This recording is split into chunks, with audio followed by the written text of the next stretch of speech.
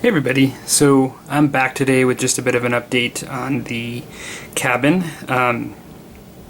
For those of you that are just happen to be watching this video for the first time, this is the Sarissa Precision North American barn, and I've tried to paint a realistic old barn paint job is what I was shooting for.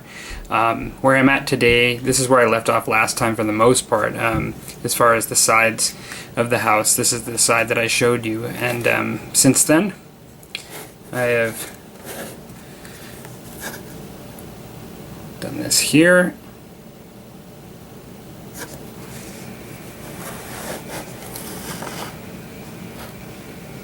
This side.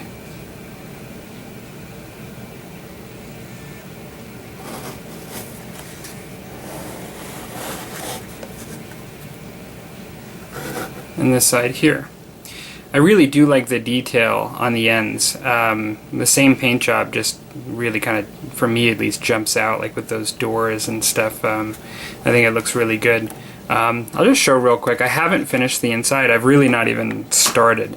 But what I did do is making the assumption, like I'll be doing some paint work in the inside to blend this in, but you can see I've finished the doors on the inside that are going in with the same paint job, and I also put some similar drying and weathering on the hay lofts, just in order to just show the effect of the weather coming in when the doors are open over time.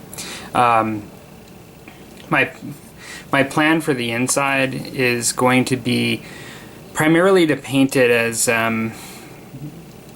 worn but not weathered in the way the outside is. So I'm going to be dealing with more browns and lighter browns and darker browns, and just showing the richness of the wood a little bit on the inside. Now, there isn't really a lot of detail for me to capture, and so I'll be doing some washes and just some paint, various layers to show some effect on the wood.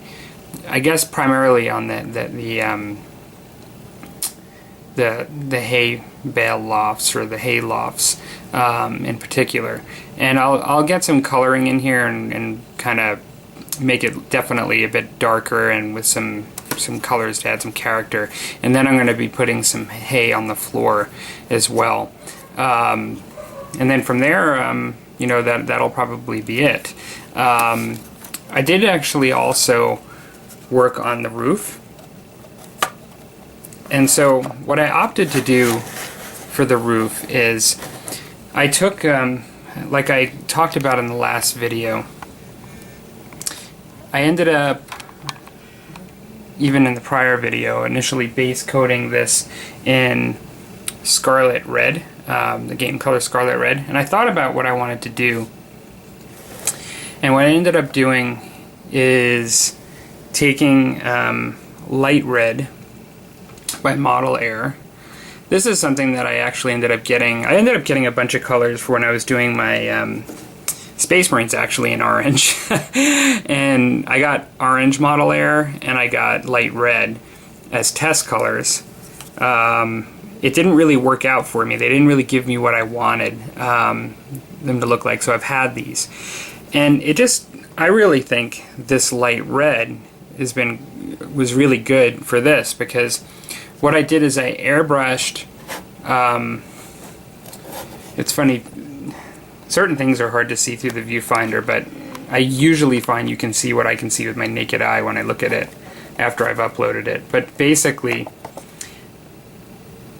you can probably see the differences here, but I sprayed along the top and along the edges, and then in certain spots, in particular, this light red. And really what I wanted to show is just general wear, water collecting and dripping and going down, you know, along the edges and on the top, and settling on flatter spots, and then just on certain tiles, maybe being, you know, some having been replaced and some not. And so I wanted to just give like a variation, and that's what I thought I was going to go for. And then I did cover the whole thing in a diluted Vallejo dark brown. And so I think I was just going to leave it at that. and not go too crazy on the roof as far as other stuff. So I think that's kind of where I'm at.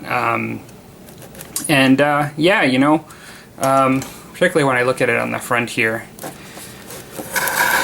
I'm pretty happy with it. Yeah, so I think I'm not finished. Obviously I have to do the inside, but I have to do what I'm going to paint the edges along here. I'm going to paint light gray just so it blends in with this, because right now it's just brown. But I think for the most part I'm finished with the exterior and the whole project, which was the exterior of this. The interior is almost like, even though it's the same project, it's almost like a completely separate job, because I'm not really going to be transferring anything else other than what I did going through the door from what I did on the outside. It's going to be different on the inside. And so yeah, like if I consider this sort of like a little project or a little thing to do just to kind of test my skills or practice, it's you know, challenge myself, step out of my comfort zone, I would say I didn't ruin the model. I would say that I'm happy with it. You know, for a first time like this, I think it worked out. And so yeah, interested in what you guys think. I appreciate you guys that have been commenting along.